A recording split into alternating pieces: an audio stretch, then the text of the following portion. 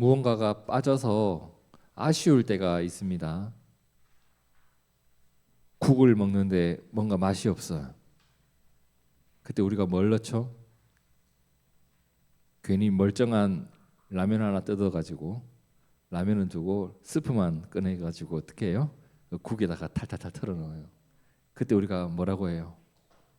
아, 딱이네, 딱이네. 요즘 귤이 참 맛있습니다. 귤 슈퍼에서 검은 봉다리에다가 귤을 가득 사왔습니다. 집에 와서 검은 봉다리에 놔두면 어떻게 돼요? 귤이 서로 뭉개져 가지고 썩어버리죠. 그래서 어떻게 해야 돼? 어딘가 담아둬야 돼. 어디 둘 거예요? 얼마 전에 집에 사둔 소쿠리가 하나 있는데 그 소쿠리를 보면서 딱 하는 말이 뭐예요? 아우, 딱이네, 딱이네. 뭔가 아쉬운 것이 있거나 또는 뭔가 필요한 것이 있을 때 그 아쉬움과 필요를 딱 맞게 채워주는 거 말이에요. 그때 얼마나 기쁘고 그 속이 후련해지는지. 성경에 이런 표현이 있습니다. 잠언 25장 13절인데 충성된 사자는 그를 보낸 이에게 마치 추수하는 날의 얼음 냉수 같아서. 추수하는 날이 어때요, 여러분? 너무 덥죠. 많은 일을 하다 보니까 몸도 지쳐요. 더울 때 감자튀김 먹고 싶겠어? 더워 죽겠는데 짬뽕 먹고 싶겠어요? 아니에요. 냉수 한 그릇. 추수하는 날에 얼음 냉수 한 그릇 같은 사람, 충성된 사자, 그 주인의 마음을 시원하게 하는 사람, 그런 사람이 있다고 합니다.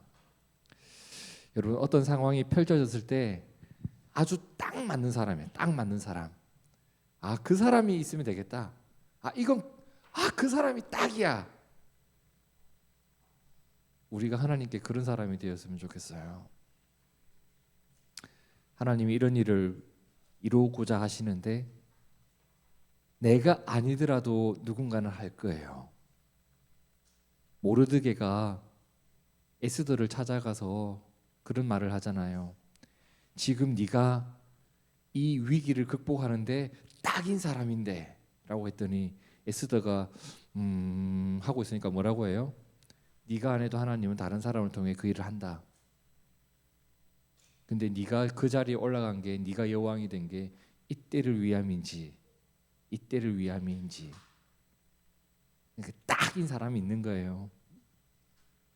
하나님께서 하나님의 뜻을 이루기 위해서 한 사람을 부르는 장면이 창세기에 나옵니다.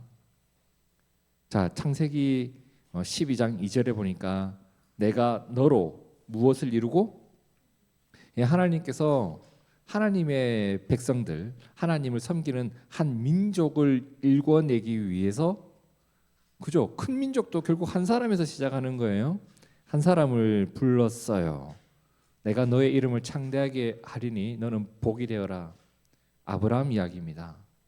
아브라함의 자손들이 나중에 이스라엘의 12지파가 되고 그들이 이스라엘 민족을 일구잖아요. 자, 그런데 그렇게 큰 민족을 이루게 될 것이라고 하나님이 불렀는데 그 부르심을 받은 그 사람의 상태를 한번 보라고요. 이에 아브라함이 여호와의 말씀을 따라갔고 롯도 그와 함께 갔으며, 아브라함이 그렇게 하나님 부르심 따라 이스라엘 땅으로, 가나안 땅으로 갈 때 나이가 몇 살이라고요? 할아버지를 불렀네. 75세인데 문제가 뭐냐면 애가 없는 집이에요. 여러분, 이상하지 않나요? 하나님이 내가 너를 큰 민족을 이루고 너를 복의 근원으로 삼을 거야, 너의 후손이 위대하게 될 거야 라고 했는데 애 없는 집 할아버지를 불렀어요. 적합한가요? 딱 맞네 싶은가요? 오히려 청년을 부르는 게 더 낫지 않나요? 오히려 삼손이나 이런 사람이 더 잘 어울릴 것 같지 않아? 근데 75된 할아버지를 불러요. 애도 없는. 하나님께서 이집트에서 종살이하던 이스라엘 백성들을 구원하기 위해서 한 사람을 불러냅니다. 근데 그 사람을 불러낼 때 그 사람의 모습이 어땠는지, 자, 출애굽기 7장 6절을 보세요. 모세와 아론이 여호와께서 자기들에게 명령하신 대로 행하였더라. 그들이 바로에게 말할 때에 모세는 몇 살? 80. 또 할배를 불렀어요. 모세의 형은 몇 살? 83세. 여러분, 80세와 83세가 우리 백성들 다 데리고 나갈 거예요. 이게 뭐 아주 장성한 골리앗 같은 사람이 와가지고 우리 백성들을 끌고 나갈 거다 이렇게 한 게 아니라 80대는 할아버지들이에요. 모세가 하나님께 부르심을 받았고 이스라엘 백성들을 이끄는 지도자가 되었을 때 그의 나이 80. 모세가 120에 죽었거든요. 그가 이집트의 왕궁에서 지낼 때도 있었어요. 혈기 왕성할 때 왕궁에서 살았다고요.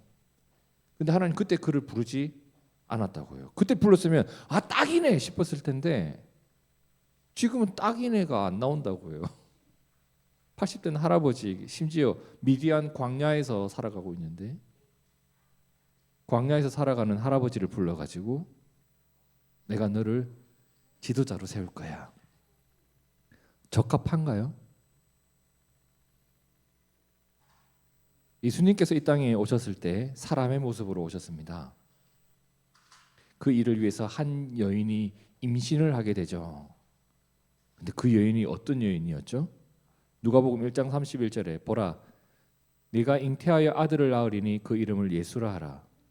마리아가 천사에게 말하되 예? 나는 남자를 알지 못하는데요. 전 남자친구도 없고 남자를 만나본 적도 없고 사귄 적도 없는데요. 그러니 어찌 이 일이 있으리까?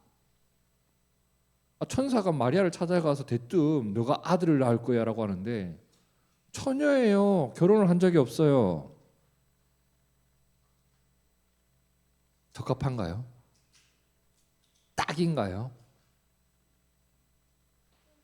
우리들은 그렇잖아요. 어떤 일이 있거나 어떤 상황이 주어지면 그 일에 적합한 사람인가를 판단할 때 그가 가지고 있는 가능성을 기준으로 그것을 판단합니다. 그죠?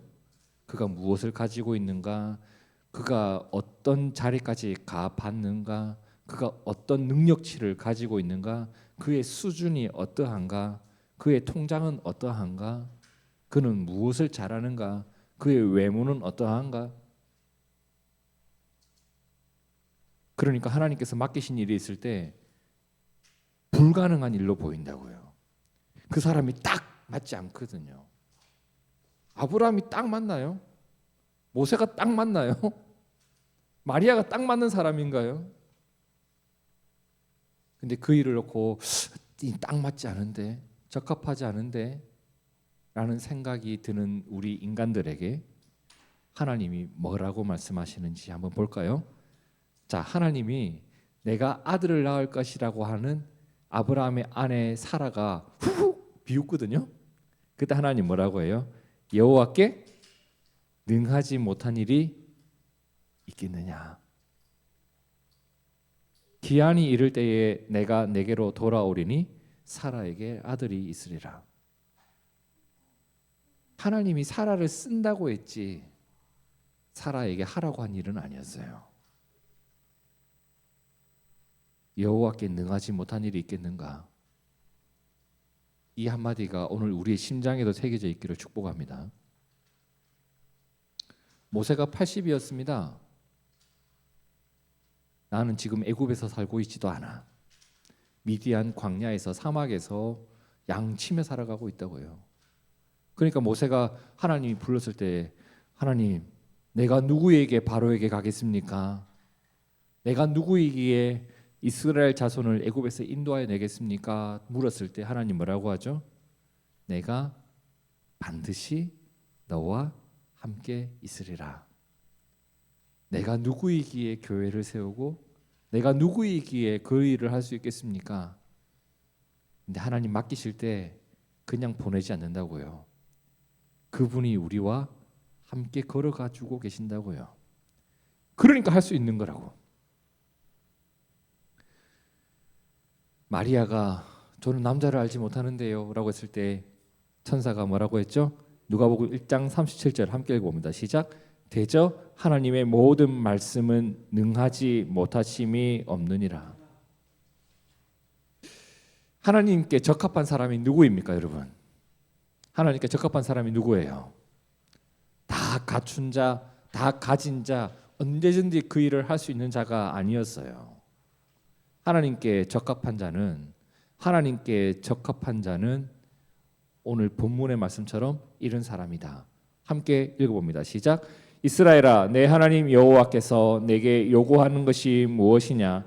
곧 내 하나님 여호와를 경외하여 그의 모든 도를 행하고 그를 사랑하며 마음을 다하고 뜻을 다하여 내 하나님 여호와를 섬기고 내가 오늘 내 행복을 위하여 내게 명하는 여호와의 명령과 규례를 지킬 것이 아니냐. 하나님께서 보시기에 적합한 사람의 기준은 이거예요. 하나님을 사랑하는 거예요. 여러분, 하나님을 사랑하지 않은데 돈 많은 사람, 그건 부러운 거예요. 그냥 돈 많으면 부럽죠. 저도 부러워요. 그럼 부러워하면 돼요. 그런데 주 안에서 부럽지는 않아요. 이 진심입니다. 저보다 더 많은 것을 알고 있는 사람 부러워요. 근데 제가 하나님을 그보다 더 많이 사랑한다면 하나님은 저를 더 적합한 사람으로 보실 거란 말이에요. 여러분 기억합시다. 무엇을 가지고 있는가, 무엇을 배우었는가, 무슨 자리까지 올라갔는가, 그것으로 하나님은 적합성을 따지지 않으셨습니다. 왕이었던 사람이 있었죠. 왕 사울이 하나님 보시기에 딱 맞는 일이 얼마나 많았겠어요. 왕이니까. 근데 하나님이 왕도 어떻게 했냐면, 자 사무엘상 15장 22절 사무엘이 이르되 여호와께서 번제와 다른 제사를 그의 목소리 청종하는 것을 좋아하심 같이 좋아하시겠나이까. 순종이 제사보다 낫고 듣는 것이 순양의 기름보다 나으니. 그렇죠. 하나님을 먼저 생각할 줄 아는 것이 먼저였다고요.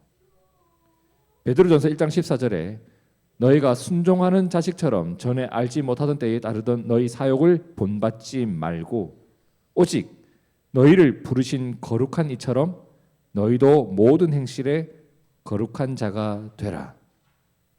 이게 하나님이 보시는 부분이었습니다.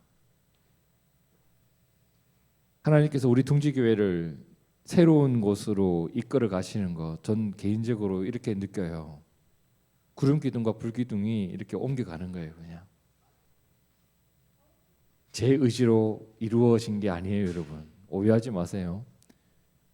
제 의지로 해낸 게 없어요. 제 계획을 세워가지고 한 게 아니에요. 우리가 계획 세워놔요, 이제. 이때쯤 저기에 교회당이 있었으면 좋겠다. 우리는 그냥 마음속으로 언젠가 그런 일이 일어나겠지, 일어나면 좋겠다라고 했을 뿐이지, 언제까지 돈을 이만큼 모아서 어디에 알아보고 그렇게 하자 안 했다고요. 그냥 우리 가운데 이루어진 일이에요. 저는 그렇게 생각해요. 하나님께서 무언가 일을 이루실 때는 또 새로운 사명을 위해서 그 일을 주신 거라고요. 그곳에 예배 공간을 주신 데에는 분명한 이유가 있다고 저는 생각합니다. 우리 8년 됐습니다. 지난 8년 동안 우리가 한 게 뭐가 있어요? 여러분 한 게 뭐가 있어요? 제가 언제가 머털도사 만화책 이야기한 적이 있는데, 머털이가요 누더기 도사 밑에서 10년을 배웠습니다. 10년을 배웠는데 할 줄 아는 게 아무것도 없는 거예요. 할 줄 아는 게 아무것도 없어. 10년 동안 내가 배운 게 이거밖에 없습니다라고 하면서 머터리가 뭐를 하냐면 머리털 세우는 거. 머리털 세우는 거. 사부님은 나한테 10년 동안 이거밖에 안 가르쳤다고 머리털 세우는 거. 근데 그 머리털 세우는 게 모든 도수를 다 행할 수 있는 어떤 실마리였잖아요. 사실 그 만화책을 보면 알겠지만 이스라엘 백성들이 40년 동안 배운 게 뭐였어요? 광야에서 낮아지는 걸 배웠다고요. 우리가 8년 동안 한 게 뭐 있어요? 우리가 뭘 했죠? 낮아지고 우리가 우리 힘으로 뭔가를 해낼 수 없다는 것을 저도 느끼고 여러분도 느끼고 그렇죠? 저와 함께 예전에 신앙생활했던 집사님들 저를 보면 막 그런 얘기예요. 목사님이 개척 하셔가지고 성경 공부만 해도 교회가 막 폭발적으로 부흥하실 거라고요. 안 되더라고요. 성경 공부를 제가 아무리 잘 가르친다 한들 가르침을 받을 사람이 없잖아. 뭐 폭발이야. 제 머리가 폭발할 것 같아서 낮아지는 거예요. 이걸로 되는 게 아니구나. 근데 뜻하지 않게 우리에게 예배당도 주시고 그렇게 또 예수님의 사랑을 나눠줄 수 있는 기지를 마련해 주신 것 얼마나 감사한 일입니까? 지금까지 늘 그래왔지만 올해도 우리 교회에도 하나님께서 또 새로운 사명 주시고 또 이끌어 가실 것을 믿기에 기대가 됩니다. 그 일을 위해서 우리에게 필요한 것이 있다면 하나님께 적합한 사람이 되자고요. 적합한 사람. 하나님께 적합한 사람은 어떤 사람이에요? 오늘 본문 우리 다시 한번 읽고 말씀 마치고자 합니다. 시작. 이스라엘아, 내 하나님 여호와께서 내게 요구하시는 것이 무엇이냐? 곧 내 하나님 여호와를 경외하여 그의 모든 도를 행하고 그를 사랑하며 마음을 다하고 뜻을 다하여 내 하나님 여호와를 섬기고 내가 오늘 내 행복을 위하여 내게 명하는 여호와의 명령과 규례를 지킬 것이 아니냐. 아멘. 함께 기도하겠습니다. 하나님, 우리가 하나님께 적합한 사람이 되고 싶습니다. 하나님의 기준에 합당한 사람이 되고 싶습니다. 세상의 기준과 하나님의 기준이 다르고 사람들의 시선과 하나님의 시선이 이토록 다른데 우리는 여전히 사람이 보기에 합당한 그릇이 하나님 보시기에도 합당한 그릇처럼 오해할 때가 있습니다. 오늘 우리가 하나님 보시기에 합당한 사람이 되기 위해 주의 성령 안에서 나를 구원하신 예수님 안에서 더욱더 낮아지고 겸손히 하나님을 바라보는 우리가 되기를 원합니다. 그러한 우리에게 복을 주시고 우리를 이끌어 가신 하나님께 감사드립니다. 이스라엘 백성들을 광야에서 40년 동안 낮아지게 하셨던 것처럼 하나님 또 우리를 낮아지게 하셔서 겸손히 하나님만을 의지하는 교회로 우리를 세워 주셨습니다. 그렇기에 이 또한 감사합니다. 또 이끌어 가실 것을 믿기에 또한 감사합니다. 주님, 하나님께 적합한 사람이 되어 이 시대에 하나님의 쓰임 받는 우리 모두가 되도록 우리 교회가 되도록 우리를 지키고 이끌어 주옵소서. 살아계신 예수님 이름으로 기도드립니다. 아멘.